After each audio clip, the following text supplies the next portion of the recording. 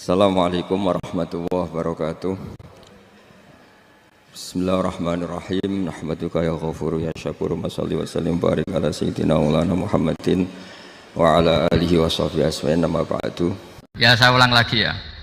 Berarti Rasulullah adalah Rasul yang sukses membuat sarana orang kembali ke Allah, mengakui kudrahnya Allah dengan sarana apa saja. Melihat rumput, melihat hewan, dan hewan itu ya apa saja. Gabah itu apa saja, hewan yang melata di bumi apa saja, semua bukti kudrahnya Allah. Bahkan Rasulullah sukses membiarkan umatnya nggak ditunggui beliau tetap iman, mergo ditunggui konsep sing super gini kok Al-Qur'anul Karim. Jelas ya? Tapi caranya memahami ya seperti yang saya terangkan ini.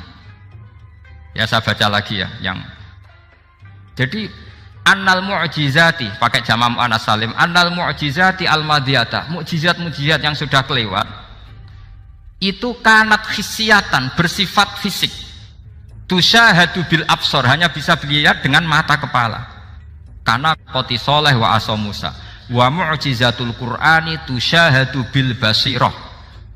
Sementara mukjizatnya Quran disaksikan dengan mata hati, dan setiap orang punya mata hati. Fayakunu man yattabi'uhu li ajliha aksar li annal ladzi yushahadu bi ainir ra'si yang qaridu bin qiradi musyahidihi wal ladzi yushahadu bi ainil aqli bakin yushahiduhu kullu man jaa badal awal mustamirron.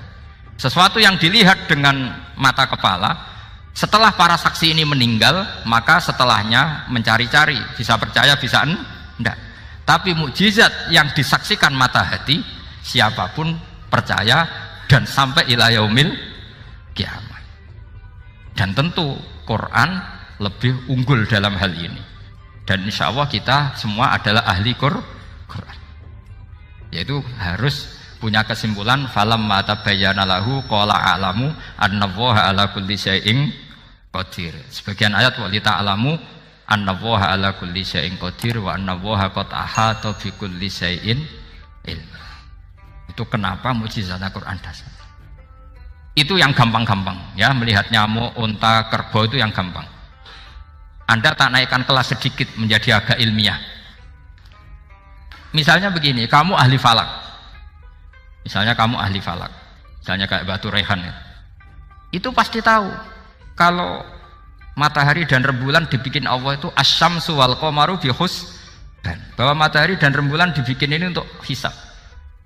Walladzi ja'ala syamsa diya'a wal qamara nura wa qaddarahu manazila li ta'lamu 'adada sinina wal hisab. Sehingga ketika ternyata betul Samsiyah bisa dihitung menjadi tahun Samsiyah, yang oleh bahasa milenial disebut Masihiyah. Sayyidina Umar agak tersinggung. Sebetulnya yang namanya hisab itu tidak ada hubungannya dengan Masehi dan Hijriyah, itu tidak ada. Semua berdasar matahari atau apa? Rembulan. Lah sialnya yang Samsiyah ini oleh bahasa internasional disebut apa? Masihiyah. Makanya Sayyidina Umar marah terus bilang ya sudah kalau gitu Qamariyah bikin apa? Hijriyah. Jadi itu sebenarnya nama politik. Sebetulnya kalau objektif yang jadi ukuran ya Samsiyah sama Qamariyah. Berhubung ini sudah diambil tetangga partai sebelah, akhirnya ya kira-kira gitu. Jadi kira-kira seperti itu. Akhirnya kita namanya apa?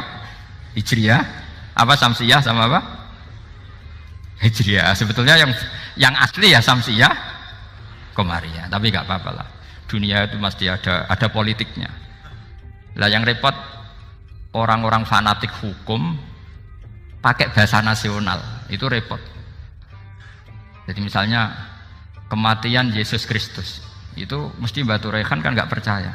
Akhirnya ditambahi kematian Sibeh. Karena kalau bilang iya kan percaya. Makanya ditambahi apa? Sibah, karena menurut orang Islam berkeyakinan Nabi Isa itu gak terbunuh, maka ditambahi apa? Sibah. Saya dulu pernah usul, karena beliau itu kalau manggil bahasa itu bude, jadi saya pernah sowan usul. Mbok ditulis gini saja, Mbah. Kematian Yesus dalam kurung katanya. Tapi mungkin terlalu vulgar ya, jadi akhirnya dibikin apa? Sibeh ya? Di kalender Kudus kan apa? Sibeh ya, ditambahi Sibeh. Ya nggak apa-apa lah, yang penting keyakinannya masih benar gitu. Jadi masih benar. Kalau usulan saya terlalu ekstrim, maka dikasih apa? Katanya. Ya karena memang begitu kan, kita berkeyakinan Nabi Isa itu gak terbunuh. Wa ma qataluhu wa ma sholabuhu walakin syubbihalahu. Jadi ini saya teruskan, ini paling masih seberapa jam ini. Kalau kelamaan sampai dolim itu ganggu kiai lama-lama gitu. Saya tadi sudah bilang sama panitia, orang Indonesia itu gak sopan. Kalau suka kiai itu didatangkan.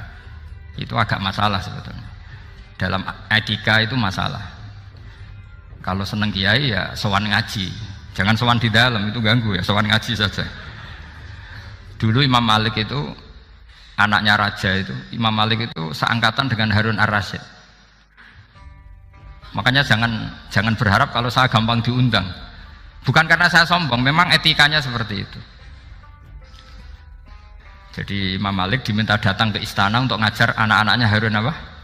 Ar-Rasyid. Masyhur Imam Malik tersinggung, terus kata bilang, al ilmu yu'ta la ya'ti. Ilmu itu disowani, bukan sowan. Akhirnya Harun ar-Rasyid minta anak-anaknya datang ngaji ke Imam Malik. Itu anak presiden. Imam Malik berani, al ilmu yu'ta la ya'ti. Tapi kalian beruntung karena saya hormat sama mbah saya di sini.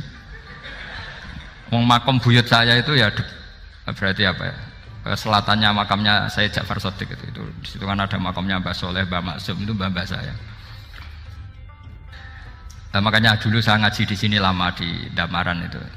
Maksudnya lama itu ya mungkin setahun. Karena saya memang mulai kecil di sarang, sampai sekarang saya masih ngajar di sarang. Tapi dulu cukup ya, karena saya kesini sudah hafal Quran, jadi hanya setor setiap hari satu juz, jadi cepat lah. Saya tidak punya masalah ingatan, alhamdulillah, jadi cepat hafal.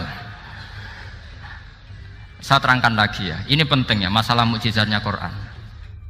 Selama ini orang tuh mau bilang tok, mukjizatnya Quran itu dahsyat, tapi nggak bisa menerangkan. Itu masalah. Makanya kita harus bisa menerangkan mukjizatnya Quran dahsyat itu apanya. Yaitu tadi, tongkatnya Nabi Musa hanya disaksikan oleh orang yang di era itu.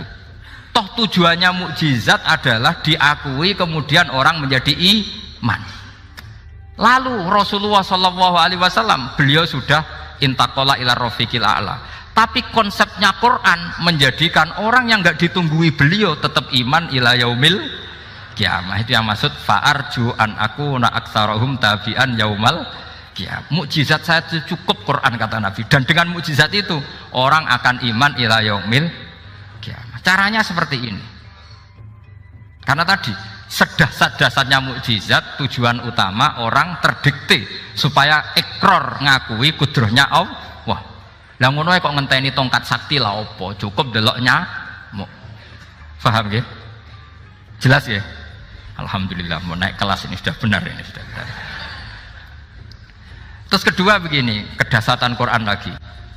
Quran itu bisa merunut, mentartibkan logika. Bahkan logika ini logika yang universal. Siapa saja merasakan logika itu. Misalnya begini, dulu orang kafir itu punya Tuhan banyak. Tentu yang dipertuhankan yang mana? Yang dipertuhankan itu banyak. Karena pikiran mereka urusan banyak, problem banyak, ya Tuhannya harus banyak. Ada BPKB 3D kan, istri cerewet macam-macam lah, itu kan problemnya banyak, maka Tuhannya harus banyak. Karena Tuhan itu maknanya penyelesai masalah. Sehingga kalau masalahnya banyak, Tuhan harus banyak. Ketika Rasulullah membawa konsep satu Tuhan, mereka janggal. Makanya mereka bilang, aja'alal alihata ilaha wahida inna hadza lasyai'un ujab. Masa Tuhan satu? Ini aneh, nggak bisa. Tuhan harus banyak, karena masalah kita banyak. Itu terpatri, di otak mereka terpatri. Lalu Nabi dengan santai diajari Allah menerangkan, andaikan kalian punya majikan banyak dan perintahnya beda-beda, kamu suka enggak? Ya enggak suka, mat, enggak enak. Punya majikan banyak itu udah enak. Milih mana majikan banyak sama satu? Satu aja, mat. Tuhan kamu adalah majikan kamu. Kalau banyak kamu bingung. Ya mat, satu aja mat. Itu segampang itu. Jadi menggiring, Tuhan itu kan bos kita, tuan kita. Kalau banyak berarti yang memerintah kita banyak dan bisa konflik bos-bos kita ini karena berebut anak buah tadi. Akhirnya mereka, kalau kamu punya majikan banyak dan perintahnya beda-beda, semuanya minta dilayani, kamu pusing enggak? Ya pusing, Mat. Minta mana? Majikan banyak sama satu? Satu saja, Muhammad. Ya Tuhan kamu adalah atasan kamu, maka harus satu. Mereka faham. Oke, Mat, Tuhan satu. Itu yang dimaksud dorobawaw matalar rojulan fihi syuraka umutasyakisuna wa rojulan salamal lirojul hal yastawiyani masalah. Langsung alhamdulillah. Karena mereka yang paling bodoh pun faham dengan logika itu, faham. Kalau Tuhan banyak, perintahnya banyak, kita repot. Maka Allah bikin satu masalan, yaitu rojulan fihi syuraka umutasyakisuna wa rojulan salamal dirojul. Satu lelaki, satu bos, satu perintah. Kayak apa mudahnya Allah. Kemudian mereka tetap menuhankan Lata, Hubal dan Uzza karena mereka dipertuhankan. Sebenarnya nggak pernah Tuhan tapi dipertuhankan. Allah memberi contoh itu sederhana sekali. Wa daraballahu mathalar rajulaini ahaduhuma abkam la yaqdiru ala syai'in wa huwa kallun ala maulah aina ma yuwajjihu la ya'ti bi khair hal yastawi huwa may ya'muru bil adl. Kata Rasulullah, Lata itu menurut kamu apa? Ya Tuhan kami. Muhammad, Hubal ya Tuhan kami, Uzzah ya Tuhan kami. Lalu kalau mereka kotor ya saya mandikan, kalau hidungnya coplok ya saya tata. Terus kata Rasulullah begini, kamu mau nggak punya budak atau pembantu yang buta, tuli, bisu? Kamu mau nggak punya pembantu? Pembantu loh ya, pembantu itu budak zaman dulu. Kamu mau nggak punya pembantu yang buta, yang tuli, yang bisu? Wah gak doyan, Mat. Nggak apa pembantu ngono. Yang pembantu saja kamu nggak mau yang gitu, kok malah punya bos begitu? Orang yang tuli, yang bisu, yang kopok, jadi pembantu saja nggak layak, kok malah jadi pangeran. Paham ya? Arca dan berhala itu kan nggak bisa apa-apa. Kamu mau gaji ngasih THR pembantu yang kopok, bisu, picek? Mau? Wong jadi pembantu saja nggak sah, kok mau jadi apa? Tuhan atau jadi majikan? Jadi Allah bikin contoh gampang sekali. Wa daraballahu mathalar rajulaini ahaduma abkam la yaqdiru ala syai'in, enggak bisa apa saja. Wa wakallun amala maulah, anane ngrepoti tok. Ainama yuwajjihu la yati bi khair. Tapi intinya berpikir seperti tadi itu salah, bahwa kalau saya berjasa banyak harus mendapat apa? Ini cara berpikir orang-orang Khawarij. Begitu juga era Sayyidina Umar, era Sayyidina Utsman, Ali, itu juga ngalami orang-orang yang ekstrim. Misalnya begini, saya contohkan korban-korban ekstrim yang real. Sayyidina Ali itu masyhur, dia punya musuh besar namanya Muawiyah. Karena permusuhan ini tidak bisa dihindari. Jadi kalau dalam fikih Islam ini, anak-anak saya ajari fikih, kalau orang mukmin membunuh orang mukmin itu hukumnya dosa besar apa kecil? Besar. Itu di bab kisos. Tapi orang fikih itu unik. Di fikih itu ada kitab usial namanya. Di takrib ada kitab usial. Dan di situ ada penjelasan mangkutila dunamali fahuwa syahid.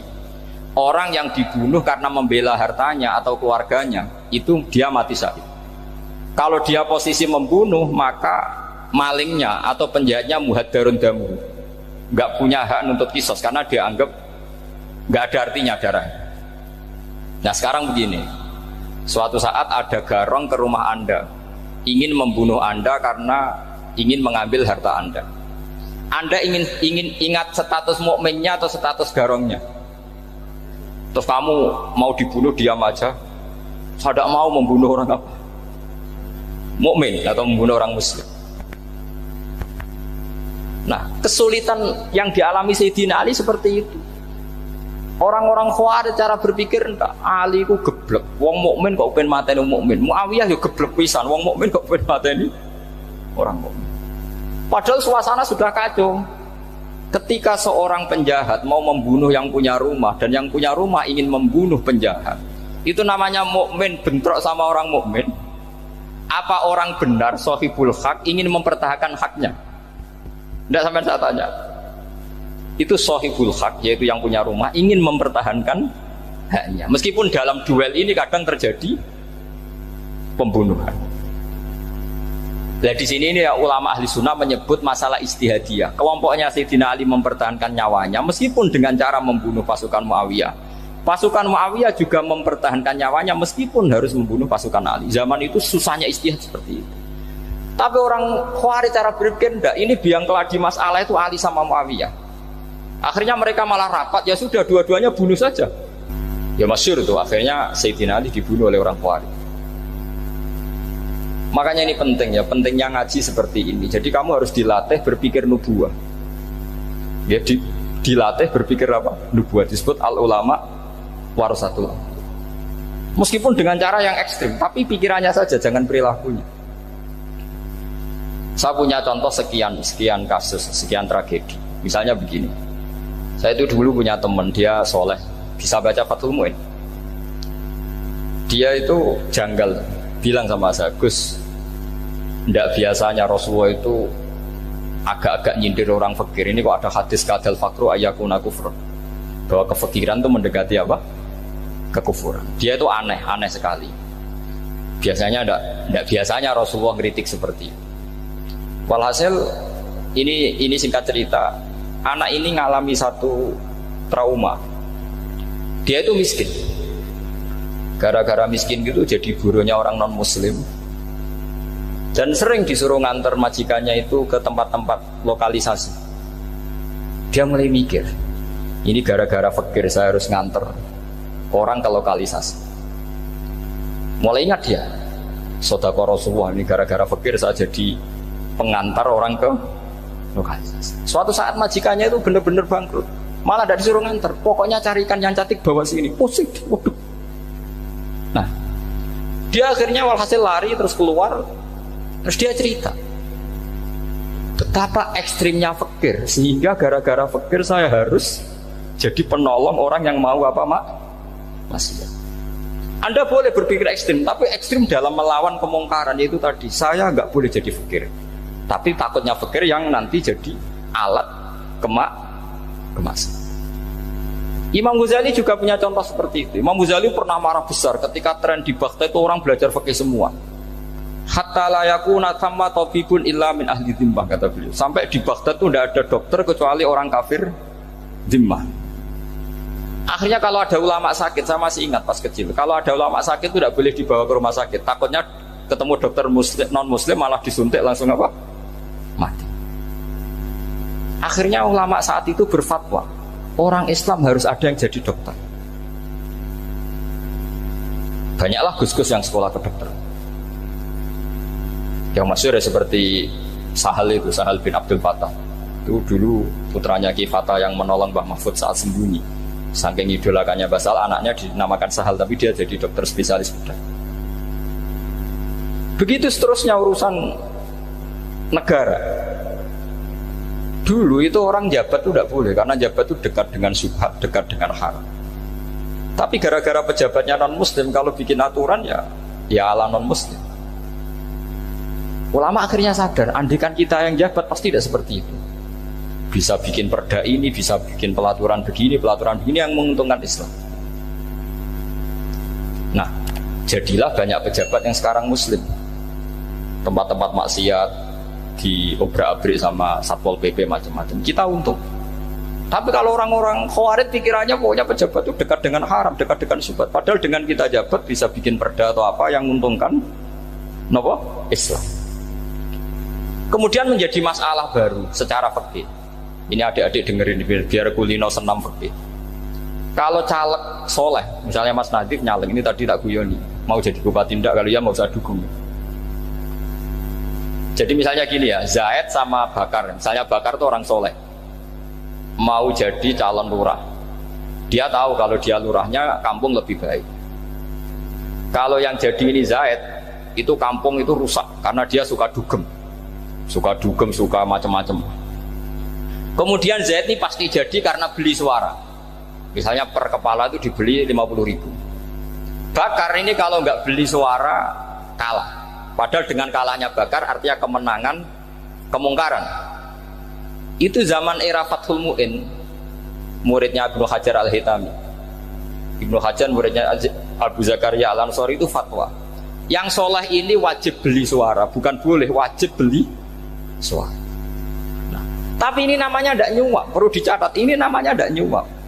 Jadi tidak bisa kamu kaitkan misalnya ar-rosi wal murtasi finnar. Yang nyuap maupun yang menerima suap adalah sama-sama di neraka. Tidak bisa seperti itu, karena logikanya dibalik.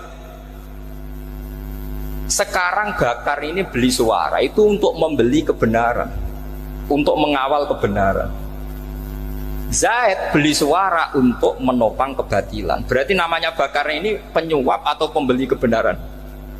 Pembeli kebenaran. Ya, harus dibedakan. Nah, ini pentingnya ulama. Memang nyatanya seperti itu. Yang dikatakan nyuap, riswah itu adalah membayar uang li'ibtolil haqqi, untuk membatalkan kebenaran atau membenarkan kebatilan, itu namanya nyuap. Tapi kalau mengeluarkan uang untuk menghakkan barang hak dan membatalkan barang batil, itu namanya uang perjuangan. Nah, ini pentingnya mikir. Jadi ulama itu mulai dulu sudah berarti. Nah, sekarang sudah banyak orang-orang khusyuk yang biasa di masjid itu khusyuk. Kalau ditanya zaman akhir rusak kabeh, wong soleh-soleh wis nyuap. Kalau orang soleh ini tidak nyuap ya tidak jadi. Kalau nggak jadi, mereka nggak ada yang jadi DPR, nggak ada partai Islam, habis malah Indonesia. Saya itu punya kenalan banyak pakar-pakar di Jakarta, itu cerita saya, Pak Bahar. Indonesia itu solusinya gampang. Kita ini punya Bali, punya Batam. Itu kalau Bali dimakaukan, Batam dikayakan Hollywood. Amerika kaya itu bukan karena hebat, pornografi dijual, tinju di Nevada itu dijual, di Las Vegas dijual, apa saja dijual. Kalau tidak kaya itu gimana? Sementara Indonesia mau aur-auran gitu, sungkan partai Islam. Sebenarnya Indonesia gampang, kalau ingin kaya Bali itu dikayakan Hollywood atau dikalahkan Makau jadi kota judi, Batam dijadikan kayak Las Vegas. Itu transaksinya pasti triliunan. Orang gamane wong muda dijual, judi dijual, orang tinju dijual. Tapi gara-gara ada partai Islam, nyari rumus solusi ekonomi itu yang tidak seperti itu. Akhirnya kangelan, akhirnya rapati juga. Tapi barokah, tetap barokah partai apa?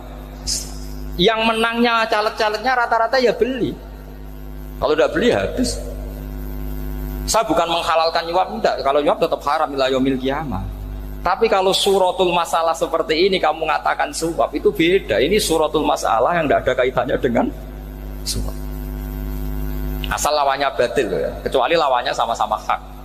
Dua calon di kampung itu soleh sama soleh. Ini yang soleh bayar nggak boleh, karena siapapun yang jadi soleh itu nggak boleh. Makanya kalau cari musuh yang dolim biar halal ya. Iya, saya pernah ditanya seorang dosen, Gus, saya ini kalau baca sejarah perang Badar atau perang Uhud, yang saya tidak nerima itu satu. Kenapa setiap ghanimah harta orang kafir dan istrinya orang kafir kok disita orang Islam? Dan yang perempuan jadi amat, kemudian juga digauli orang Islam. Yang hartanya orang kafir juga jadi asetnya orang Islam. Kok kayak garong? Dia tanya seperti itu sama saya. Terus saya jawab,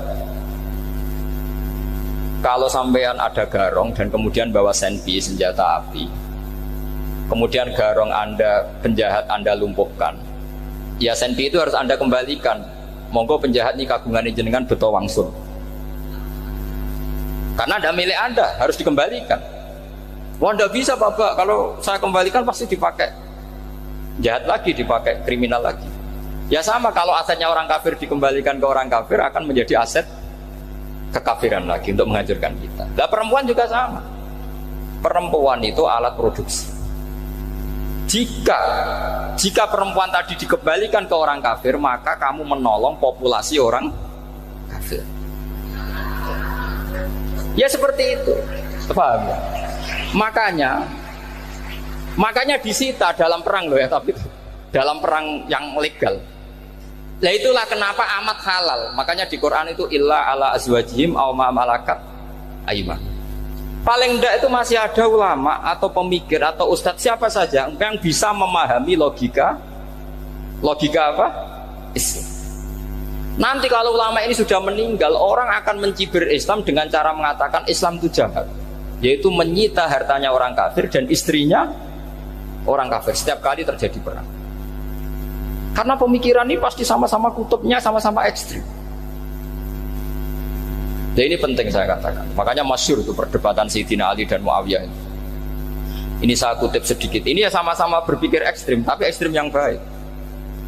Walhasil dalam satu kerja bakti di Masjid Kuba itu ada sahabat namanya Ammar.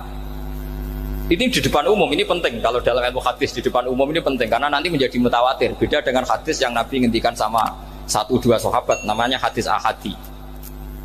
Di depan umum Nabi guyon gini sama Ammar, ya Ammar waihak qatuluka alfiatul baghiyah. Ammar, kamu ini nasib kamu itu agak sial. Karena nanti yang membunuh kamu itu kelompok yang tidak benar. Alfiatul baghiyah itu kelompok yang tidak benar. Itu disaksikan sekian sahabat. Walhasil suatu saat Ammar ini ikut perang dan ikut pasukannya Ali dan terbunuh oleh pasukannya Muawiyah. Seneng Ali. Walhasil Ammar ditemuin sama Ali. Ya Muawiyah, al-ana dhuhara bi anna fi'ati haqqun wa fi'ataka baghiyah. Sekarang kelihatan siapa yang benar. Saya yang benar, kamu yang salah. Kenapa? Karena Ammar kelompokku dan terbunuh oleh kelompok kamu. Padahal kata Rasulullah yang membunuh Ammar adalah kelompok yang salah. Tapi Muawiyah pintar sekali, dia jawabnya gini, laula kama kutila Ammar. Ammar terbunuh karena bela-belain kamu. Kalau kamu tidak nyuruh dia perang juga gak terbunuh kan. Jadi kamu ikut andil terbunuhnya siapa? Ammar. Tapi apa kata Sayyidina Ali? Idzan qatala Rasulullah Hamzah. Kalau teori itu Anda pakai, Rasulullah pun membunuh Hamzah. Sekarang Hamzah perang karena suruhan siapa? Rasulullah. Yang membunuh Hamzah siapa? Wahsy. Kalau teori itu Anda pakai, berarti Rasulullah pun membunuh Hamzah. Terus fasa kata Muawiyah, Muawiyah diam. Jadi fikih pun tuh diputuskan lewat pikiran ekstrim. Tapi bukan ekstrim yang merugikan orang lain. Ya, kalau merugikan orang lain namanya sudah la darara wa la dirar, dia menyalahi aturan itu. Makanya saya pernah ngaji di sini dulu ketika tahun kemarin. Fikih-fikih Islam itu punya rumus, itu ya gara-gara pikiran ekstrim sebetulnya. Saya pernah nyontohkan adalah orang tuh kalau sholat jenazah itu mayitnya di depan. Itu ulama fikih tidak ada yang punya alasan. Mau hanya bilang gini, hakadha wajadna salafan wa khulafan. Mulai dulu kalau nyolati mayit ya jenazahnya di depan. Ya hanya gitu saja, tidak punya alasan. Makanya ulama lain mengatakan tidak apa-apa jenazah di belakang, yang sholat di depan. Kenapa? Fa innaha laysat bimanzilatil imam. Memangnya jenazah imam harus di depan. Itu ya tidak ada yang bisa bantah. Bagaimana mungkin harus di depan? Oh, enggak, imam kok harus. Yang harus di depan itu imam. Jenazah itu imam apa enggak? Enggak. Terus alasan kedua, sholat ghaib. Kalau ada orang mati di Surabaya, Mas Nadib di sini, sholat ghaib boleh enggak? Boleh. Jenazahnya di depan apa belakang? Di belakang kan? Berarti harus enggak jenazah di depan? Ya dia mau ngakeh yang jelas kalau itu. Lah ini contoh-contoh kecil. Nah orang Khawarij itu orang yang paling tidak mau menerima otak-atik seperti itu. Akhirnya jadi goblok bareng tadi. Ya makanya Rasulullah pun jadi korbannya Khawarij. Muhammad, kamu harus adil. Karena pikiran mereka adil itu yang memberi banyak ya dapat banyak. Kalau pikiran nubuah tidak seperti itu. Kalau yang biasa memberi, biasa heroik, biasa baik ya biar tetap biasa memberi. Jangan dilatih jadi apa? Fasih. Ini mungkin adik-adik juga agak keberatan, tapi harus dilatih. Makanya saya itu jadi kiai itu ya mulai kecil, anaknya kiai, putu kiai, saya itu yang mulang itu senang. Saya tidak pernah terlintas dikasih santri atau dihormati ya enggak. Mungkin sampai mati agak terlintas. Ya pikiran saya sederhana. Biasa mulang pahlawan, malah sekarang pasien itu malah kayak cemen, kayak turun kelas gitu. Jadi saya terus ya enggak kepikiran sama sekali. Loh kalau saya minta sama Allah karena itu atasan saya. Makanya ada ulama yang ekstrim gini, ini kisah nyata. Ada ulama alim datang ke seorang raja. Rajanya ini soleh padahal. Ternyata pas raja itu berdoa, ya Allah saya kasih ini, kasih ini. Padahal ulama tadi itu mau mengajukan proposal, mau minta apa gitu. Terus dia pulang, ketika ditanya, Pak Kiai kenapa pulang? Ternyata raja itu minta zat yang sama yang saya mintai. Kalau raja saja masih minta, ngapain saya minta raja? Saya akan minta zat yang dimintai raja. Terus pulang dia. Wah itu ya pikiran ekstrim, tapi bagus ekstrimnya. Saya akan minta zat yang dimintai raja. Kalau sampean kan enggak, uteke saya les, sholat dinteni, tetap jalo. Oh, kok orang mikir seperti itu. Mang wis salah didik, salah itu tadi. Nah, ini harus dilatih. Masyhur itu ketika Nabi pas Fathu Makkah itu, orang-orang Ansor komentari Nabi gini, ketika Nabi sangat happy di Mekah, sangat enjoy di Mekah, kata orang-orang Ansor, amar rojul fa'adroka durok fatun fi ahli wa ulfatun fi asyiroti. Namanya orang pasti happy kalau di kampung halaman. Jangan-jangan Rasulullah itu nanti hidup di Mekah lagi, karena Mekah sudah dikuasai orang Islam. Beliau pasti kangen sama keluarga, sama Mekah. Tapi ya sama, ketika Rasulullah mulai mengasih-ngasih itu, orang-orang Quraisy dikasih banyak, orang Ansor juga pikirannya seperti itu. Baru orang Ansor dilatih pikiran nubuwah, yaitu tadi. Mereka itu dapat kambing, dapat sapi terus pulang. Kamu mendapat saya, milih mana? Milih Rasulullah Shallallahu Alaihi Wasallam. Sekarang kamu saya balik. Kamu punya kiai, kamu bisa memberi hadiah, memberi beliau. Suatu saat kiai Anda ini kaya raya, terus sering ngasih orang-orang yang nggak pernah berjasa. Kamu nggak pernah dikasih. Itu kalau pakai pikiran khawarij, kiai ini salah karena ngasih orang yang tidak berjasa. Tapi kalau kamu pakai pikiran nubuah, enggak. Alhamdulillah saya tetap istiqomah memberi kiai itu. Dan alhamdulillah enggak dibales. Semoga balasannya di akhirat. Ya sudah seperti itu. Kalau pakai pikiran gengsi tadi seperti itu. Masa biasa memberi sekarang posisi diberi, saya rak turun kelas. Jadi sebetulnya pikiran ekstrim itu boleh, tapi untuk yang seperti ini bukan ekstrim yang tadi. Makanya ini disebut al-hujjat. Al-hujjat itu satu logika yang bisa mematahkan asumsi awal. Ini saya harap santri-santri matolek putra maupun putri berpikir seperti ini.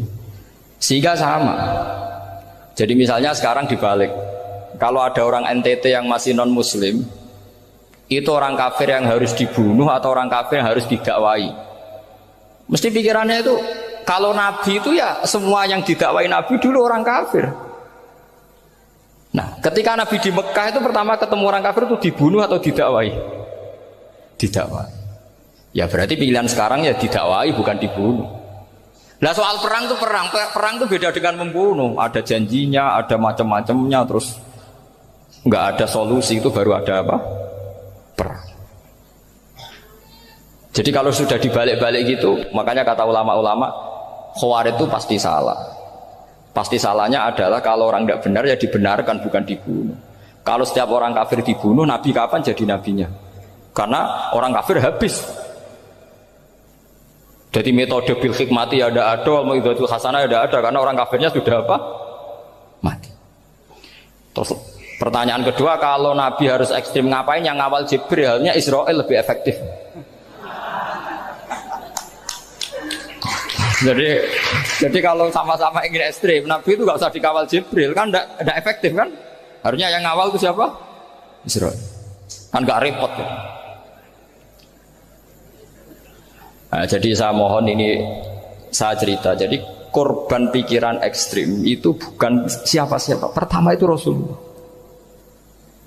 Akhirnya Rasulullah menjelaskan, ya beginilah cara berpikir nubuwah. Saya kira demikian. Nanti mungkin kalau ada tanya-tanya, ada pertanyaan. Yang jelas kalau seputar ekstremitas itu bisa latihan. Ya, sebenarnya bisa latihan di fikih. Karena fikih ini cerminan dari pikiran ulama. Ya, cerminan dari pikiran ulama yang tidak tekstual. Ya, seperti gini ya. Tasaddaqa Rasulullah so'an min tamrin au so'an min aqidin. Ketika zakat fitrah itu Rasulullah mengeluarkan satu sok tamar. Tamar itu kurma. Kalau menurut tekstual berarti zakat fitrah harus pakai kurma. Tapi semua ulama sedunia mengatakan kuti ahlil balad. Artinya dalam konteks Indonesia ya pakai apa? Beras. Berarti kata tamar diganti kut. Diganti apa?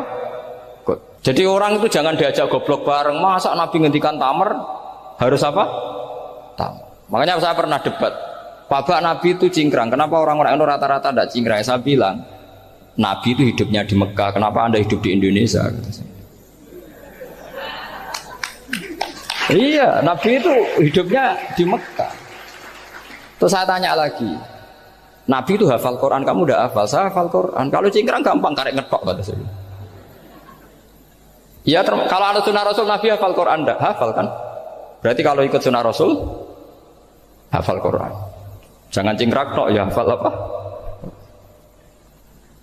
Ya sama poligami juga gitu yang tadi diceritakan Mas Nadif itu. Nabi itu poligami setelah Khadijah meninggal. Apa mereka mau nunggu istri pertama meninggal?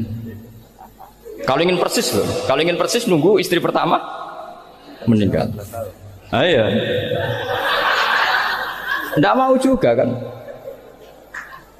Ya biasa saja lah. Pokoknya yang dihalalkan syariat ya kita bilang halal, yang diharamkan kita bilang apa? Tidak usah sok suci sunnah Rasul. Saya punya banyak cerita. Abu Bakar itu dulu sering menghindari sunnah Rasul. Dulu Rasulullah itu kalau ada orang minta ya dikasih. Ketika era Abu Bakar bikin Baitul Mal. Ketika ditanya ini zaman Rasulullah tidak ada. Kata Abu Bakar, gua Rasulullah. Beliau itu Rasulullah. Mau nggak dimanage ya negara tertib. Umar bikin pasukan. Pasukan itu diangkat negara. Kalau dulu zaman Nabi yang ikut perang bahaya, yang tidak perang namanya munafik.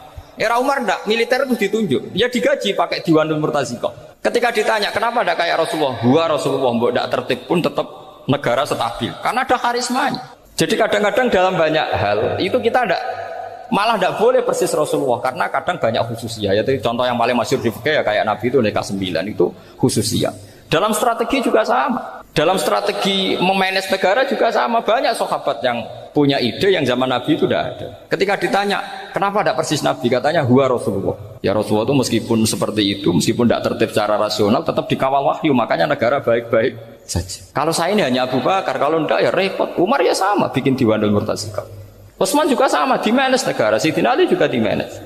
Kalau Nabi tidak. Tapi tidak apa-apa karena ada karisma. Sampai tak cerita nih, masalah zakat yang masyhur.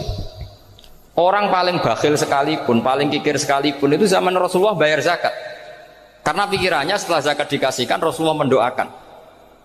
Khudh min amwalihim shadaqatan tutahhiruhum wa tuzakkihim biha wa sholli alaihim inna sholataka sakanul lahum. Era Abu Bakar enggak.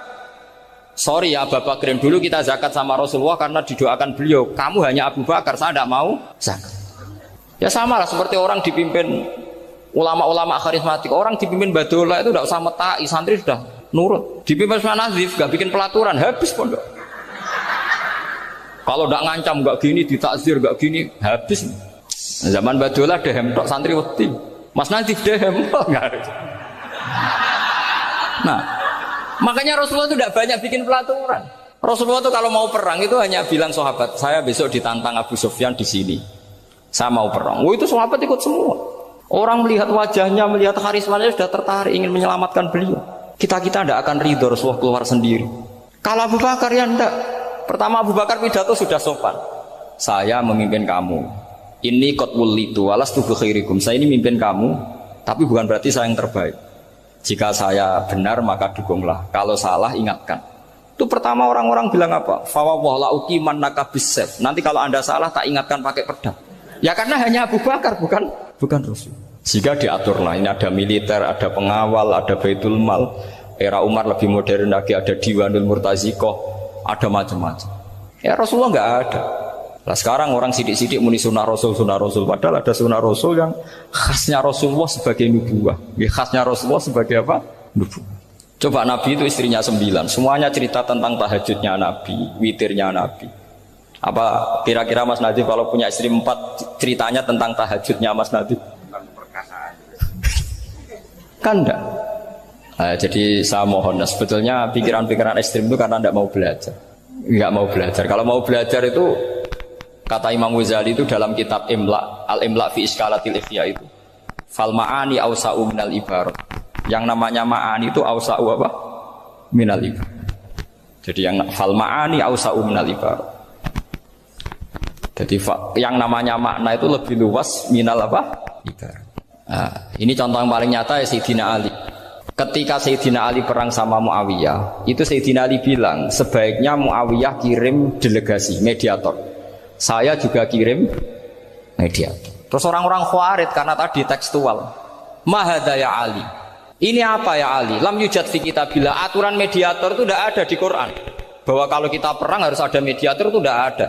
Terus Sayyidina Ali baca ayat wa in khiftum shiqaqa bainihima fab'atsu hakaman min ahli wa hakaman min ahliya. Jika lelaki dan perempuan suami istri terjadi shiqaq, terjadi konflik, maka suami kirim satu mediator, yang pihak perempuan juga kirim mediator. Terus Sayyidina Ali ngendikan wa amru Muhammad a'dhamu min amri rajulin wa imra'atin. Urusan umat Muhammad lebih serius ketimbang urusan hanya sekedar suami dan istri. Maka kita butuh hakam, butuh mediator. Baru 4.000 orang Khawarij tobat mengikuti pikirannya Sayyidina Ali yang tidak tekstual. Sama seperti zaman Rasulullah. Ketika Rasulullah mau perang Badar, saya ini mau perang Badar kata Rasulullah. Musuh saya itu 1.000 lebih. Kalian hanya 313. Apa kita teruskan? Itu sahabat langsung bilang gini, saya itu hafal teksnya.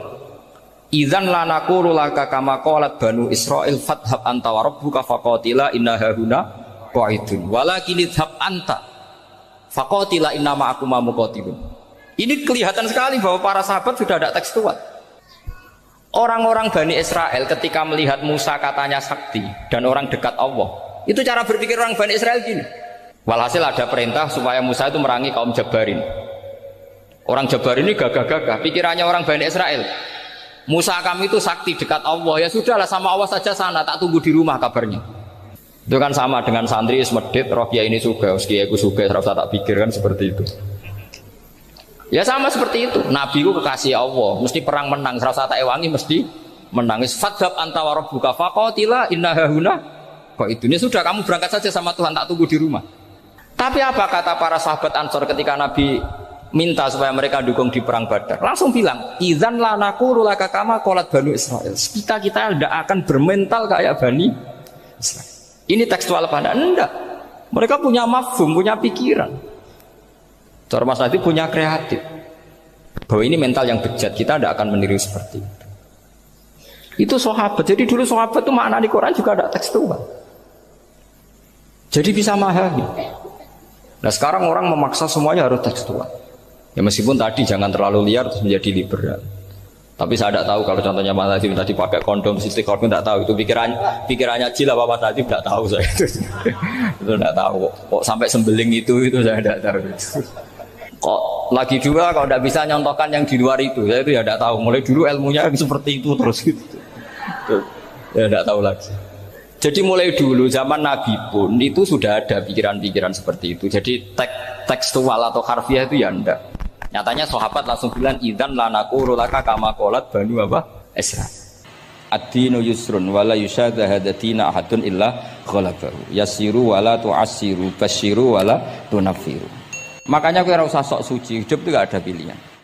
Misalnya kalau saya ditanya, bina wong fasik itu penting enggak? Penting. Tapi kancanan wong fasik ku haram, mari katut. Kowe kancanan wong fasik ku haram, mari katut fasik. Ti ngembarno wong fasik umat Rasulullah ya haram, umat Nabi kok mbarno. Kancanan yo haram, ngembarno haram. Lah terus piye, Gus? Ya ora piye-piye. Ayo saiki misale kowe ngembarno wong ayu tiba ning dalan, haram to ora? Haram. Terus mbok gendong, haram to. Hidup itu tidak banyak pilihan. Jadi dilema dari guru-guru dilema. Makanya apa ya seperti itu istafti qalbak takokno atimu. Motive nulung iku nulung apa sahabat? Ya sudah seperti enggak ada pilihan. Motivem kancanan wong fasik iku mergo enak kancanan wong fasik. Delok dangdut pantes apa ya pantes. Apa motifmu didik? Ayo rata-rata ke kancanan wong fasik motifmu didik apa enak kancanan wong fasik? Enak. Haram berarti ku. Ya seperti itu. Memang banyak sesuatu yang apa? Makanya banyak ulama ngendikan banyak perilaku duniawi yang menjadi amal ukhrawi karena niat. Juga sebaliknya banyak perilaku ukhrawi yang akhirnya menjadi duniawi juga karena niat. Makanya niat itu diatur sedemikian rupa. Nah, ini juga sama. Duduk tasahud akhir. Ayo. Duduknya dulu, duduk tasahud, baca sholawat. Itu satu paket. Makanya al-atasek wal asir wal hadi asar at-tasahud wa qu'uduhu wa sholat ala nabi sallallahu alaihi wasallam. Fatasahudu mongko te tasahud wa qu'uduhu lan lungguh tasahud.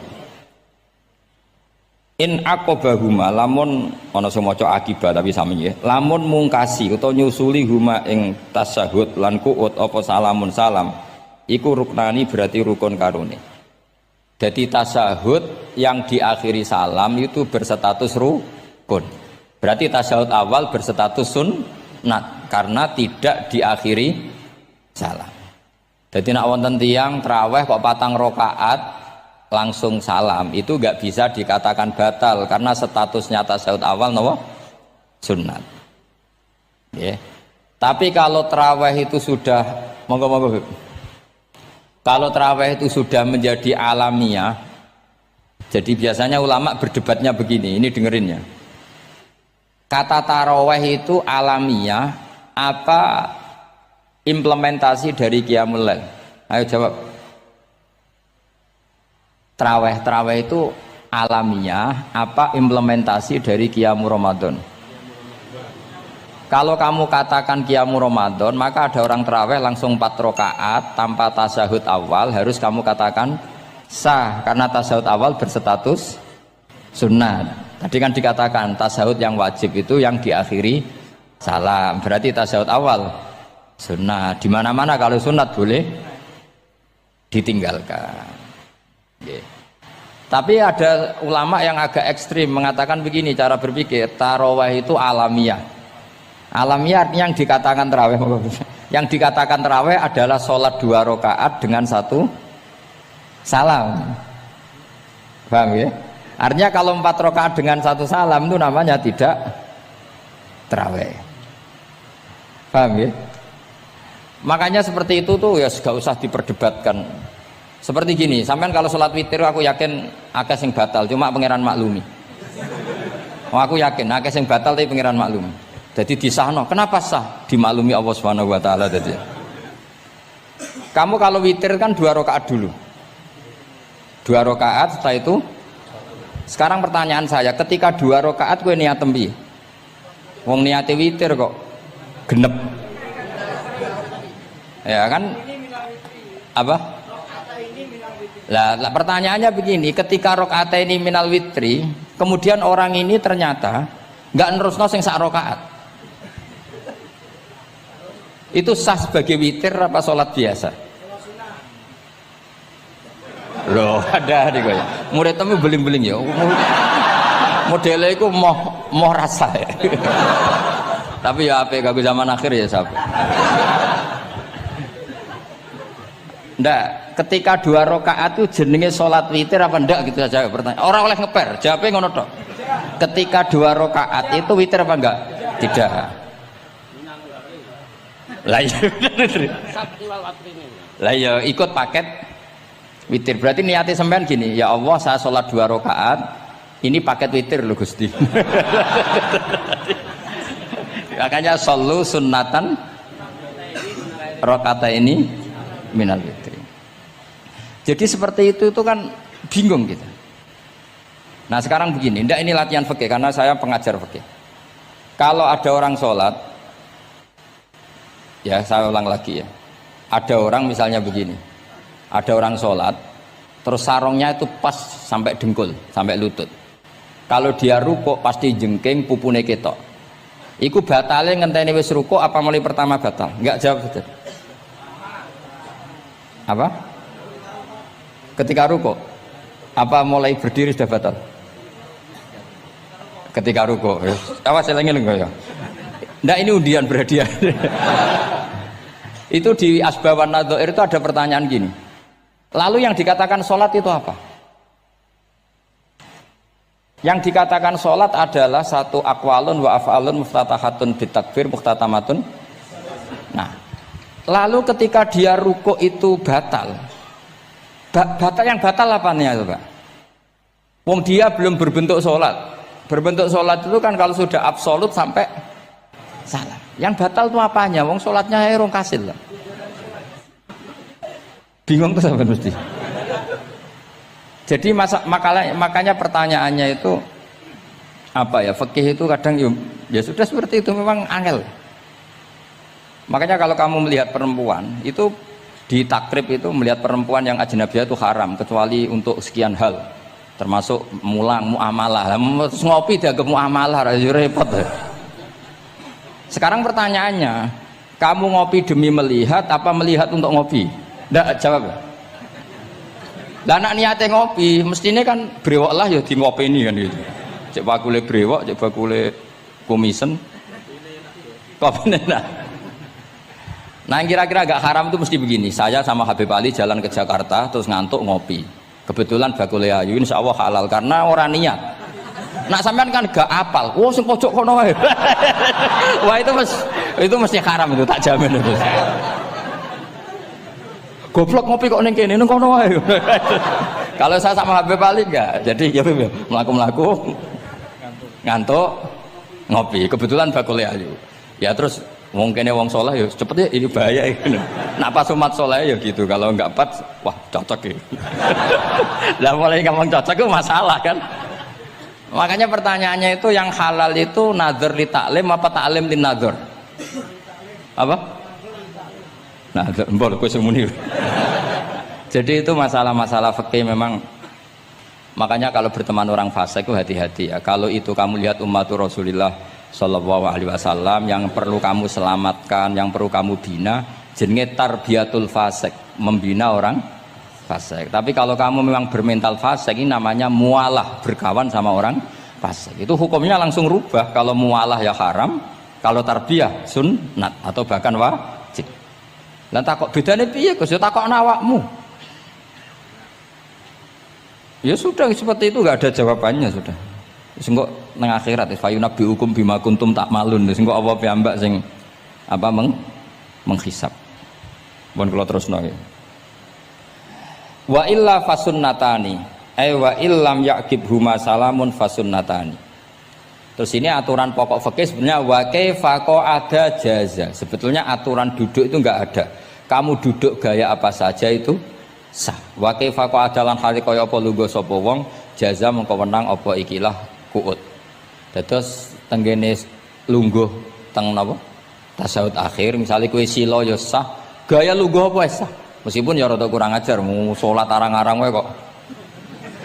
Tapi secara hukum sah. Jadi misalnya wonten wong desa terus kadang tasawuf akhiru sikile rada mlekang, kadang wis pokoke wa kaifa ada jasa. Jadi pentingnya ngaji ngeten iki paling gak nglahirno husnudzon. Bahwa aturan duduk itu gak ada. Misalnya aja mentang-mentang sampean khusuk lungguhe bener terus nek ana lungguh rontok metintang sithik wah iki gak sah. Gak tau ngaji. Kowe sing ora tau ngaji maca wa kaifa ada jaza. Aneh-aneh. Kowe sing ora tau ngaji wa kaifa ada jaza. Enak ora tau ngaji malah nuduh. Iso wae sing lungguhe ora bener ku wali malah lara kowe.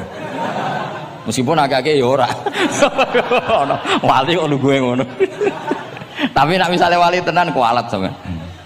Wa kaifa ada jaza. Terus hukum itu penting. Sehingga kalau sampean haji tenggene Mekah niku salat itu mau macam-macam. Kula sing nganti saiki iskal tapi wis ora iso protes niku lho, Beb. Wong kuat ngadeg nggawa kursi nak salat kok lungguh. Nak teng Indonesia wong salat lungguh ora ngentosi bener-bener lemah. Ning Arab gak kuat nggawa kursi. Salate lungguh. Engko nak ngarep iku sofa kosong, kursine digawa. Ya lungguh meneh. Batinku lungguh kursi ngalor idul kuat kok salate. Nak teng Jawa iku anggere ngape mati jek salat ngadeg. Kursine enteng. Dadi ya kula mboten ngerti nih. Ada lagi yang orang Arab, mungkin Arab Bedui. Itu kalau ada yang nelpon, itu teleponnya dijupuk. Jap soli. Kalau aku dong ditakoki, Gus iku madzhab apa? Aduh, mbaya ketoke madzhab goblok. Apa disalahno iku wong Arab? Wong Arab. Ora disalahno iku. Akhirnya debat. Soli iku pirang huruf? Ya telu nak cara nahwu nggih. Shot, lame sitok kan tasdid berarti telu. Telu wis batal lho. Batal. Pas ya. Yo kok pas. Seru wepet. Serepot-repot. Sementing sampean ngerti gitu. Terus salat iku wa kaifa ada jasa. Terus ngerti ngaten iki niati ben husnudzon mbek umat Rasulullah sallallahu alaihi wasallam. Nek sampean gak ngerti ilmu iku gampang suudzon. Lungguh kok ngono ning dinggon salat tasyahud akhir lungguhe yo ngene. Lah lungguh yang dilakukan Rasulullah itu bayangan ideal, standar ideal tasawuf akhir duduke ya kaya Rasulullah sing ditirokno para ulama sampai guru-guru kita. Tapi ku tetap standar afdhaliyah, standar utama. Tapi sakjane wa kaifa ada jaza. Jadi penting sanggep ae ben mari husnudzon. Di misalnya orang tasawuf akhir kok ambek swilo ngono wis. Anggap ojo terus aliran iki. Ojo ngono sik. Iki bar ngaji Minhajut Thalibin lagi seneng-senenge praktek ngono. Tapi ya ora pati wali mesti. Wali kok kontroversi aneh-aneh. Cuma umpama ngono kowe aja langsung darani gak sah. Apa meneh nuduh aliran. Wis biasa wae, tapi aja praktekno nggih. Pokoke umume wong lah ben gak kontroversi. Tapi kalau ngadepi wong liya tetap kita keyakinan wa kaifa ada jaza dengan duduk gaya apa saja sah. Kados sing teng Arab yang gendut lho Beb nak salat kan sikile di slujungno. Mergo jajal tahiyat kados umume tiyang nggih geblek kula nate ora wong gendut nata wetenge kan gak iso. Dadi lungguh sikire to bujur. Lah mergo jajal praktekno guling tenan. Nah niku takbire ya wa kaifa ada jaza. Tapi Pak Ngangan ya ora sopan, wong sowan pangeran kok ngono iku terus piye? Lah ya Pak ini baru kayak ngaji gitu terus wong niku ben gampang husnudzon ambek umat Rasulullah sallallahu alaihi wasallam. Mergi kita tuh gak mungkin bayangno donya ideal itu ora mungkin. Kok jeneng roh tiyang tawaf ngono semua macam-macam. Coba misalnya mboten enten pendapat Imam Malik sing darani batale wudu nyuwun sewu lamsu maknane jima. Madzhabe Abdul bin Abbas. Lah sampean tawaf ya mesti rasah, mesti kedemek wong wedok. Kedemeke wong ayu-ayu, kadang kowe ya gelem tenan. Lah itu satu-satunya solusi kita intikal napa? Mazhab. Oh, tetep ra iso ora kedemek. Wis aku ora ganteng lah tetep kedemek. Niat khusyuk gitu tetep kedemek. Apa meneh awale wis rapati khusyuk. Lho kok iso wong khusyuke kedemek. Kalau nanti tawaf pas haji, kalau haji tahun 2012 nomor 13 bar tawaf beb niku tok sa'i ku untuk bojone wong ya. Dadi dekne nyangka aku bojone dicekeli pundakku. Wong tawaf wong lanang kan ngomong kan dari belakang kan sama semua. Bareng terakhir didelok, lho jebule ora. Piye gitu. Lah aku ya ora krasa lagi usul pangeran coba. Aku coba bayangno kok sampeyan terus krasa mboten. Wah ngenyek wong niku ngenyek wong. Mboten kula pas niku intenan eling pangeran tenan gak krasa ora sing nyekel. Pas niku lho bos sak teruse ra pokoke pas niku. Mergo iku beb tawaf kula nu setengah 3 esuk. Ya sak fase-faseke wong nak yamono wae eling pangeran to beb dadi pas khusuk-khusuk. Nganti ana wong nyekel iku gak krasa. Bareng bar tawaf lho jebule wong wedok bojone wong. Wah matane wong. Mulane Quran nak ngelingno kita iku napa? Faman farada fihinnal hajja fala rafatha wala fusuqa wala jidala fil hajj. Jadi potensi fase ku malah pas haji. Fil haji fi ku ing dalem. Lah kok mboten sebuti teng Arab niku wong nak mboten haji ku wajahe ditutup nganggo cadar. Tapi nak pas ihram malah wajah wajib dibuka. Iku wis mari uji nyali tok. Kalau nate dikonco khusuk tenan nggih, khusuk alim. Niku nate di kesempatan ngambung Hajar Aswad. Pas sampai ngambung, pas entuk detik ngambung, pas ana wong Turki wayu pas ngambung. Niku cerita teng kula, cara tak terusno Gus. Iku ora kena Hajar Aswad. Kena pipine cah wedok niku. Lho pangeran niku kok iso detiknya sama. Pas sampai ngambung, pas posisi Turki yo, wayu Gus. Lha iku wong alim eling ayune, ora eling Hajar Aswad.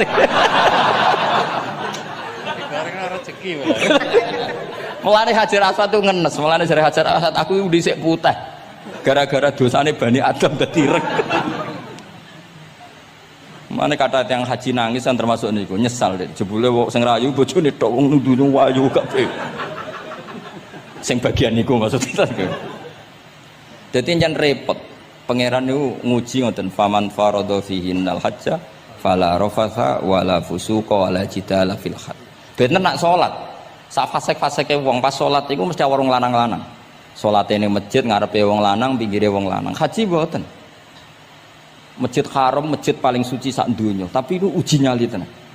Kalau di kanca haji Beb, tiang Magelang khusuke sak poli. Selawase ra tau salat jejer cah wedok. Niku salat jejer cah wedok sing disuci cah wedok. Nangis betul. Lah kula rapati khusuk ya ora nangis biasa wae. Nangis. Lho sampean nek musim haji Beb kan kredit. Dadi kanan kirine wedok ning ngarepe wedok. Dekne sujud gelem ra gelem kudu ning bokonge cah wedok. Sing ning cerita-cerita kitab lho, nak haji hujud ku ning bokong. Lha iku tebakan bokonge wedok.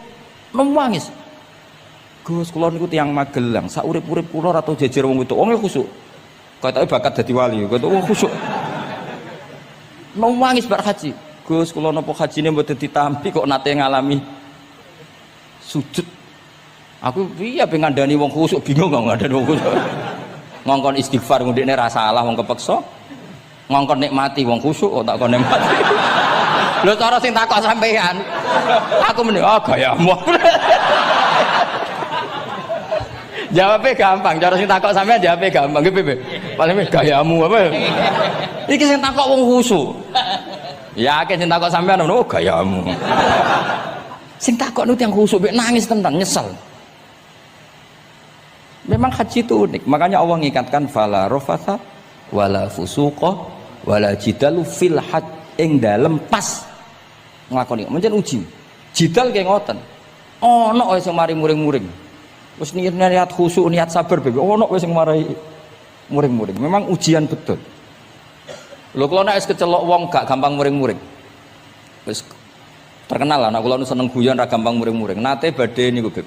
Romyu tanggal 11 umumnya haji Indonesia rak koblas zawal melok Beb teng rombongan tiyang iki wareng tok Mina wonge diding-diding iki ajaran napa Romyu kok koblas zawal nabi ku ora tau Romyu koblas zawal nabi mesti Romyu ba'da zawal ngamuk-ngamuk sakjane kula mboten mutawif kula mboten kaji gaet mboten kaji tenan nganggo dhuwit nak gaet diamuk wajib meneng ya engko iso di PHK nak akhirnya kula ngomong ngene akhirnya kula dijakno Pak Bak sampe sing ngadepi. Ya Nabi ora tau Romyo qobla zawal tapi ora tau ngamuk-ngamuk koyo kowe ya. Mangkel opo. Lah ya Nabi ora tau Romyo qobla zawal tapi ora tau ngamuk-ngamuk koyo kowe ya. Repot. Akhirnya aku wah, jare kaji oleh jidal akhirnya. Iya padha jidal. Ra iso Kang. Pamane ngajak bojo wis geger tok. Kula de kanca ngajak bojo ya sing kancane sitok ngajak bojo wong Jogja.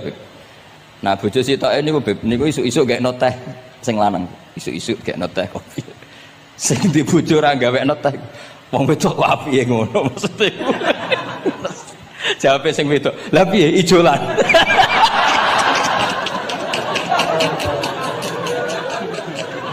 Dadi wong lanang kok kadang spontan ku kan yo kacau. Cah wedok ku cek apike mbek bojone. Piye Mas, ijolan maksudnya. Wis pancen to. Jare amit pas kaji. Ayo sapa sing kaji ora jidal kok ben ora raine. Sing ngene-ngene iki lho. Wong aja ulama aja Habib iku wis gak mlebu kias sing umum-umum ngono. Wes angel. Ono catering terlambat, wah ada saja yang bikin apa? Emosi. Kalau kaji tak rilek-rilek. Tapi ya sono ngono pidato ning Mina ono macam-macam ribet. Itu fil khat. Allah memang dari awal memperingatkan potensi maksiat itu justru fil khat ketika musim haji. Pemene wae perkara dam wis macam-macam. Mun kula terusno sing penting kaidah teng salat wa kaifa qa'ada jaz. Kados wingi Imam Rafi'i dawaken salat sujud itu cukup watul jabah. Niku nggih guling-gilingan ben gak gampang suudzon mbek tiyang lintu. Nah, kita piyambak tidak akan mempraktekkan itu. Kita tetap sujud melibatkan 7 anggota. Cuma nak ono sing ngono gak gampang suudzon. Wong bar ngaji minhajud talibin. Dadi ono gunane lah. Wa kaifa qa'ada jaza. Jadi duduk dengan gaya apa saja berstatus sah. Nggih, duduk dengan gaya apa saja berstatus sah. Tapi saya ulang lagi tentu kita tidak mempraktekkan itu. Kita duduk tasahud awal gederekno para guru, tasahud sani gederekno para guru. Cuma status hukum wa kaifa qa'ada jaza dengan duduk gaya apa saja sah. Karena kita tidak pernah tahu. Ana wong duduke mingkrang jebule mbok salahno, mbok takokno jebule udunen kan ya ora roh. Salat kok modele ngono iku model apa? Jebule wonge napa? Udunen. Utawa wonge bar digi panjen sikile ra iso ditekuk. Barang mbok amuk, salat kok ujug-ujug, bar gipan lho gipan. Kan tidak pernah tahu, makanya ini butuh perangkat hukum. Jadi wong alim butuh itu khazanah hukum supaya agama ini luas. Ad-dinu yusrun wala yusyadha hadatina ahadun illa ghalabahu. Yasiru wala tu'assiru, basyiru wala tunaffiru. Mun kula terusno. Wa yusannu lan den sunatno fil awali ing dalam tasawuf awal apa al-iftirasu lugo iftiras. Mun sampean ngerti niku. Faya jlisu ala ka'bi yusrahu wa yansibu yumnahu wa yadau atrafa asabihi lil qiblah. Wa fil akhir at-tawarruku wa kal iftiras lakin yukhriju yusrahu min jihati yamini wa yulsiku warikahu bil ardi. Ini ora usah diterangno nggih karena apa? Ya sudah pokoknya seperti yang sampean praktekkan itu yang tasawuf awal jenenge napa? Iftiras, yang tasawuf tsani jenenge tawarruk. Ora usah diterangno malah dimaknani malah bingung sama. Wal asah yaftarisul masbuk wasahi. Nah, meskipun imam itu tasawuf akhir, masbuk tetap bergaya tasawuf awal karena masbuk tidak diakhiri salam karena dia nanti berdiri lagi. Nah, kalau sedikit mau cerita masbuk bahwa agama ini proses. Ya saya ulang lagi, agama ini proses. Dulu para sahabat itu kayak cacilik Kudus, kayak cacilik Indonesia. Jadi dulu para sahabat itu kalau Nabi sudah rakaat ketiga atau rakaat kedua, niku takbir terus sholatnya digebut. Digebut, wis kayak cacilik-cilik kita cilik kan orang imam wis rakaat ketiga kayak takbir ngebut. Nah, engkau bar ngebut nganti bar. Jadi imam rakaat ketiga kita tahu-tahu rakaat ketiga mergo nyelip. Engkau imamnya salam ya melok salam. Itu kecerdasan itu tuh pinter. Dulu zaman sahabat ya gitu, agar Nabi rakaat ketiga sahabat datang takbir ngebut sampai rakaatnya sama dengan Nabi salam terus ikut. Nah ditakoki Nabi wis pirang rakaat jong nggih 4 rakaat. Lah kowe karek kok 4 rakaat nggih ngebut Nabi. Itu dulu gitu. Sampai ada Mu'ad bin Jabal, makanya disebut di antara spesialis fikih itu Mu'ad bin Jabal, ketika beliau karek sama Nabi, beliau ngikuti Nabi, kemudian Nabi setelah salam beliau menambahkan rakaat yang kurang. Terus semenjak itu jadi syariat kalau untuk masbuk ngikuti imam, setelah imam salam menambahkan rakaat yang ditinggalkan. Terus dibakukan sampai sekarang. Dulu enggak seperti itu. Dulu sholat ya kenalan, jenengan dalemnya pundi. Oh, ya pun tengah-tengah sholat. Jejer wong ora kenal, jenengan tiyang pundi mboten nate ngertos kula tiyang mriki. Nggih ngoten riyen. Nggih. Sahabat sing pun terpelajar ora roh nak ngono iku batal salat. Sampai setelah salat Rasulullah sallallahu alaihi wasallam matur, "Inna hadhi salat munajah." Salat iku munajat dong ya. Nak omong-omongan mbek pangeran ae ora usah mbek Bani Adam. Akhirnya semenjak itu salat ngomong mbek Bani Adam hukume batal. Sebelum itu ya ndak. Nah, makanya agama ini proses, sehingga fiqhud dakwah itu harus dihidupkan. Sekarang enggak orang langsung pakai fiqhul ahkam, akhirnya umat ini melayu. Harusnya yang dimulai fiqhud dakwah. Jadi dulu Nabi berkali-kali kecewa be umat itu, tapi Nabi ngempet karena prosesnya fiqhud dakwah. Lho nate wonten tiyang niku nyuwun sewu ijek di penggawean maling. Sowan Nabi di wis masyhur. Nabi mau ngangkat dia, kowe sholat. Ada sahabat yang nyuwun sewu rontok usul ning Nabi. Ya Rasulullah, dia punya penyakit sering maling. Kenapa tidak kamu larang supaya tidak maling? Nabi jawab ngeten. Sayanha huma yakul. Nah dek neng kok salate wis bener, ditampa pangeran kok mari-mari di. Itu termasuk yang diperkuat oleh ceritanya Habib Zain bin Semit dalam kitab Al-Manhajus Sawi. Ada orang preman agak suka malak orang gitu. Tapi nak sholat tenan, tapi ya malak. Jadi contohnya ya kayak ora usah takok. Ya fase ku macam-macam, preman ono ngegeng delok wedok ono delok dangdutan terus ono macam-macam. Tapi nak sholat khusyuk. Ada seorang wali yang mangkele iku gunane apa kowe sholat wong ijek fasik. Jawabe orang tadi, saya masih hafal kalimatnya yang diceritakan Habib Zain. Ada'u lisulhi maudian. Saya tetap ingin ada alasan saya berdamai dengan Allah. Jadi aku nak pas maksiat itu kan hubungan saya dengan Allah kurang baik. Maka saya tetap akan menjaga 1-2 perilaku saya yang saya menjaga perdamaian dengan Allah. Istilahnya dalam bahasa Arab ada'u lisulhi maudian. Saya tetap punya sisi musolahah berdamai dengan Allah. Sehingga suatu saat mungkin Allah pas ridho, sholatnya dia makbulah, kemudian dia jadi wali. Makanya kita ini nggak pernah tahu Allah ridho pas kita apa, juga nggak pernah tahu Allah benci pas kita apa. Sehingga ra iso sampean muni apa gunane kaji nek ijek kelakuane ngono, apa gunane ngaji Minhajul Thalibin ora usah ngono.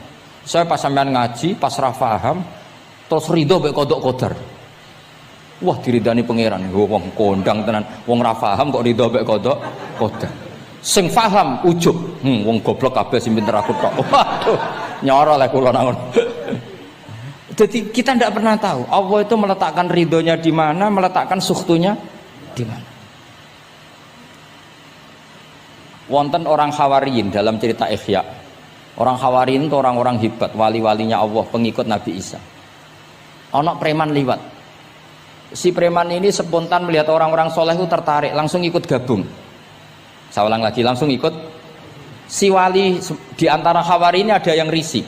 Aku terkenal wali kok jejer preman, risih deh. Maka si wali tadi mempercepat jalannya karena risih jejer nama preman. Sing preman dari awal memperlambat jalannya karena dia bilang misli saya seperti saya nggak layak berjejer dengan orang soleh. Intinya si preman menjaga kesopanan, si wali memelihara keangkuhan. Jadi si preman dari awal dia nggak sudah merendahkan jalannya karena nggak ingin sejajar. Si walinya tambah banter karena ingin nggak jejer. Allah saat itu juga menfirmankan ke Nabi Isa karena masih zaman nubuah, Isa liyas ta'nifa al amala. Dua orang ini memulai amal dari nol. Wali ini tak hapus semua amalnya, preman ini tak hapus semua dosanya. Semuanya nol. Yang satu untuk barokahnya adab, yang satu untuk afatnya ujub. Jadi mulane dadi kiai koyo kula yo repot, nak ketemu fasik kok repot. Ape kancanan kok diamuk sampean rontok garis keras ngene iki. Gus kok kancanan wong fasik. Ape ra kancanan kok nang ujub. Mulane kula ora jelas ya perkara niku mboten tak dudono. Kenapa Gus Bak sikape ra jelas? Ya bawaane wong alim ora jelas, bocah kok kandhane angel. Dadi bawaane wong alim ora jelas. Tapi ora jelas e wae karena ape kancanan wong fasik engko kancanan wong fasik kok dadi syariat ya ndak mungkin. Sok suci ya ora. Nah, makanya didawakan Allah laisa laka minal amri syai'un au yatuba alaihim au wa'adzib. Jadi wong fasik kok potensine di sepuro pangeran tapi ya potensi disiksa pangeran. Nah delok potensi di sepuro kita oleh ngancani, nah delok potensi disiksa kita ora oleh. Masalahnya kita tidak tahu. Nggih, masalahnya kita tidak tahu. Delok tengene cerita-cerita wali. Wong sowan Sunan Bonang iku nggawa gula salam templek ra mesti dadi wali. Kali Jogo sing kenale lewat begal dadi wali. Kali Jogo kenal Sunan Bonang pertama iku mergo napa? Begal. Kenalane wae lewat begal. Tapi malah dadi wali. Suraka kenal Nabi ku perkara ape bacok. Mergo dekne ku ana sayembara sing iso nyekel Muhammad, ya tentu dijangkar wong sing ngomong wong kafir, sing iso nyekel Muhammad. Mulane dadi kiai ku bingung. Nak nyeritakno tarikh kok nyebut Rasulullah kan gak mungkin wong kafir kok kiai sayembara sing nyekel Rasulullah sallallahu alaihi wasallam dikei hadiah. Ya mosok wong kafir kok sayembarane muni apa? Sing nyekel Rasulullah sallallahu alaihi wasallam tak kei hadiah. Sing bacok Muhammad Rasulullah sallallahu alaihi wasallam tak kei hadiah kan mboten mungkin wong kafir kok muni ngono. Sing kiai sing bingung sing nyeritakno kiai apa muni? Sing nyekel Muhammad tak kei dhuwit. Muni Muhammad kan kadung ra kulino wong. Cara sampean dadi kiai ya milih ndi? Nyeritakno omongane wong kafir. Milih. Mulane kula kadang kiai ora di pilihan bahasa. Mergo mulane Imam Suyuti sopan-sopane wong tapi namune Iqra ya Muhammad. Mergo iku satu-satunya kesempatan jangkar Kanjeng Nabi. Kan sing dawuh Allah Iqra. Lah mesti Iqra ya Muhammad. Mergo Allah sing dawuh ning Kanjeng. Tapi nak kita ning Kanjeng Nabi kan gak mungkin muni ya Muhammad. Sekamane ana sayembara, sapa sing iso nyekel Muhammad tak kei unta 100. Suraqah tertarik ikut. Tapi barokah iku, barokah kesalahan itu malah roh mukjizat Rasulullah sallallahu alaihi wasallam. Ketika ape baca napa ambis sampai ping 3. Lah iki awale salah niate yo salah, tapi pangeran ngersakno untuk hidayat. Barokah salah iku roh mukjizat Rasulullah sallallahu alaihi wasallam. Ya ora roh donya iku ora roh. Ana wong saleh sak labah amen jamaah sampai diarani hamamatul masjid. Tapi ceritanya seperti itu akhirnya semulanya dongo ya muqallibal qulub tsabbit qalbi ala dini, kita tidak pernah tahu. Ya sudah seperti itu. Paham ya? Tapi ya kita tentu ngikuti syariat wa kullun muyassarun lima khuliqalah. Mohon kula terusno. Qultu al asah ad-dhammu. Terus sing donga sing diwaca teng tasyahud nggih kula waca bismillahirrahmanirrahim. Qultu ala sah wa anna Muhammad Rasulullah sabata fi sahih Muslim wa alam wa aqalli salat ala Nabi sallallahu alaihi wasallam Allahumma sholli ala Muhammad wa ali wa ziyadah ila hamidum majid tumeka maring hamidum majid. Berarti kados kita napa Allahumma sholli ala sayyidina Muhammad wa ala ali sayyidina Muhammad kama shollaita ala sayyidina Ibrahim wa ala ali sayyidina Ibrahim terus sampai fil alamina innaka hamidum majid. Dan ini sebagai penutup kula badhe cerita kula gadah kitab namine Hasyatut Turmusi. Hasyatut Tarmasi atau Turmusi ini karangannya Syekh Mahfud Termas. Beliau adalah murid Sayyid Abi Bakar apa? Syato Sohibul Li'ana. Terus guru dari Basim Asyari. Beliau teman dekatnya Habib, mbahnya Habib Anis.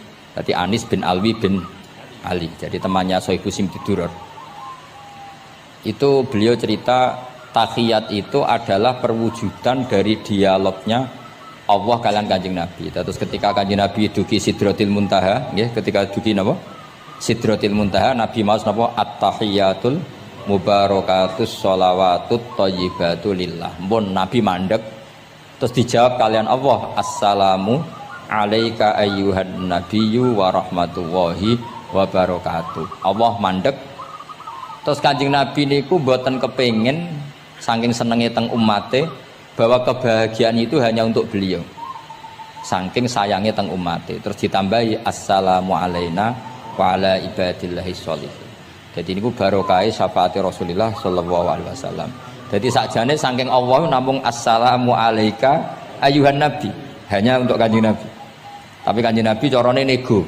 Ampun nek Gusti niki umat kula wong kudus kathah. Dadi kira-kira dadi kowe kudu mikir ya. Dadi ayat kursi iku dipilih ulama perkarane napa?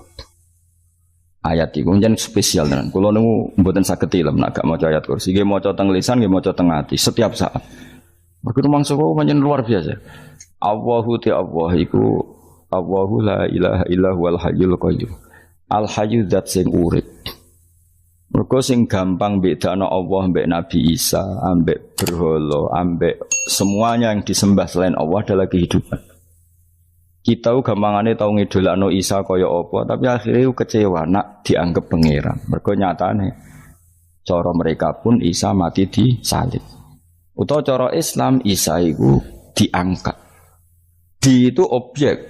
Apapun hebatnya Isa diangkat, diposisikan di langit di.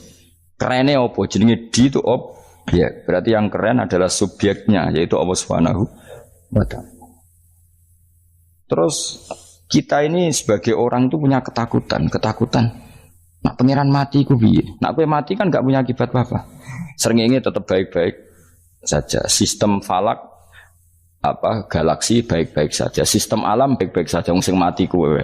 Bayangno nak sing mati pangeran. Maka ketakutan seorang mukmin adalah apa? Punya Tuhan yang mati. Kemudian itu diobati bahwa Tuhan kamu itu Tuhan sing aman, al-hayyu sing selalu hidup. Kemudian disifati lagi al-qayyum. Apa artinya hidup kalau bergantung orang lain, bergantung makhluk lain?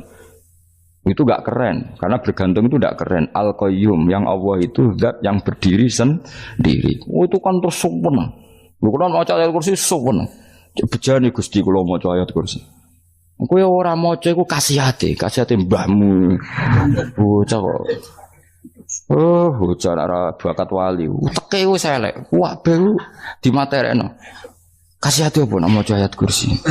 Kasihate mbahmu ngono. Jimat ya seneng. Ora seneng. Maksudnya tapi mbok gedhingi teman-teman yo ora oleh pancen rezekine kadal jimat ke piye. Sing iso ngatur rezekine wong sapa wis keben muga disepuro pangeran. Ora disepuro ora apa-apa kelakuan kok ngono iku piye. Wis terserah pangeran ae. Jadi Allahu la ilaha illa huwal hayyul qayyum. Kemudian setelah hidup itu bisa saja gak peduli kita karena pas ngantuk atau pas tidur.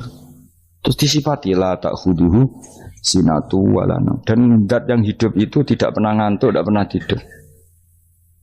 Akhirnya kita ini nyaman, punya Tuhan yang spesial, yaitu hidup dan berdiri sendiri, tidak ngantuk, tidak tidur. Terus begini, lahu ma fis samawati wa ma fil ardh. Dan miliknya Allah semua yang ada di langit dan bumi. Keren. Kita ini butuh air, butuh apa saja, dan itu milik Allah. Coba kalau milik manusia, nggak nak loro neng rumah sakit tuh, oksigennya larang ingun. Padahal kue nak loro, oksigen di mana-mana gak tahu bah. Jadi kita seneng. Alam raya milik Allah kita seneng, karena alam ini milik zat yang nggak butuh alam raya, sehingga kita yang make. Allah bikin air, Allah tidak butuh minum. Allah bikin padi gak butuh makan. Dia bikin semuanya untuk kita. Padahal itu kita tidak ikut punya. Akhirnya seneng mbek pangeran. Cek apike jenengan Gusti gawe ra melok nganggo. Sing nganggo kita-kita ini. Coba aku ora roh gawe rokok gunane apa ora roh. Ya gunane pekerjaan Gus, menyerap tenaga. Ya wis sauri-urimu. Sementing kowe roh gunane rokok. Paham nggih? Roh gunane rokok roh carane mandorot kanggo kowe. Dadi padha roe lah sementing. Ya ora apa-apa tapi. Kalau senang berguyon kiai ini, hanya orang wong pinter guyon kaya kiai. Yes, kalau ini kan ini acara resepsi teng Kudus teng keluarga sarang keluarga ini Lukman, segmisi Habib Umar Mutahar, semua nang, jadi guyonan yang kiai orang kiai kafe termasuk Habib Umar. Ada orang kiai rokok. Ini cerita anekdot. Ada kiai rokok. Rokokan ngarepe dokter. Pak Yai, kalau rokok terus nanti kalau mati gimana? Gampang, saya bawa korek. Sing kiai dhewe maksudnya iku nak mau rokok terus mari mati. Kiai ini yang ngerti maksudnya dokter ngono. Tenang dok, sama si bawa korek. Maksudnya nak rokok mati gak ada Jumat. Jadi gak sambung apa?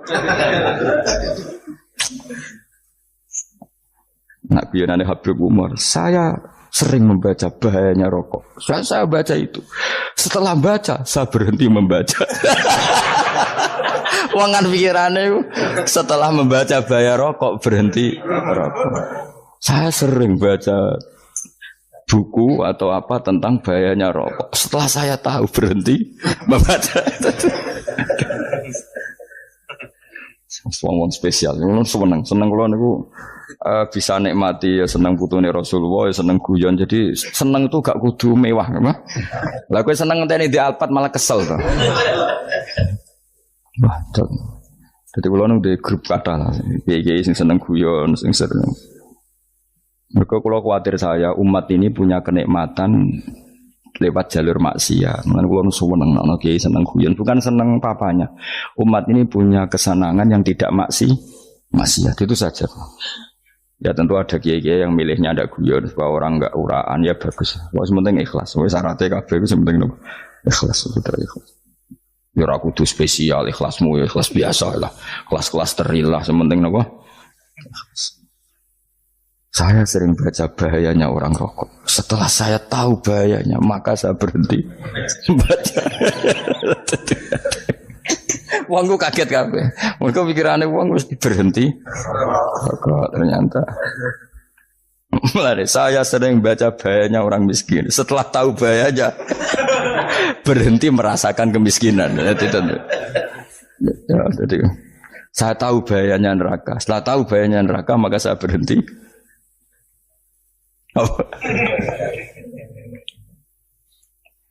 Ya, jadi terus disebut lahu ma fis samawati wa ma fil ardi. Terus kita nyaman. Kayak apa kalau alam raya ini milik Cina, milik Singkek, milik non muslim atau milik wong Islam sekalipun. Mesti apa-apa tuku. Repot. Tapi berhubung alam raya ini milik Allah, kita nyaman. Mergo wa izzat sing super lomo, super dermawan, super semuanya. Akhirnya nyaman. Kamane iso turu. Kan kula nang rumah ayat kursi ora iso turu, pe turu. Kan dia maca lesane gati kula maca. Lahu ma fis samawati wa ma. Terus manggalladzi yashfa'u indahu ila bi'izni. Ketika Allah itu segalanya tentu yang punya otoritas syafaat, punya otoritas apa saja nunggu izinnya Allah Subhanahu wa taala. ayat yang spesial. Kemudian kiai-kiai punya cara supaya umat itu hafal. Dibikinlah metode tahlil, mau coba bareng-bareng. Tapi kemudian ya sudah itu nasibnya terus kurang baik. Nasibnya kurang baik.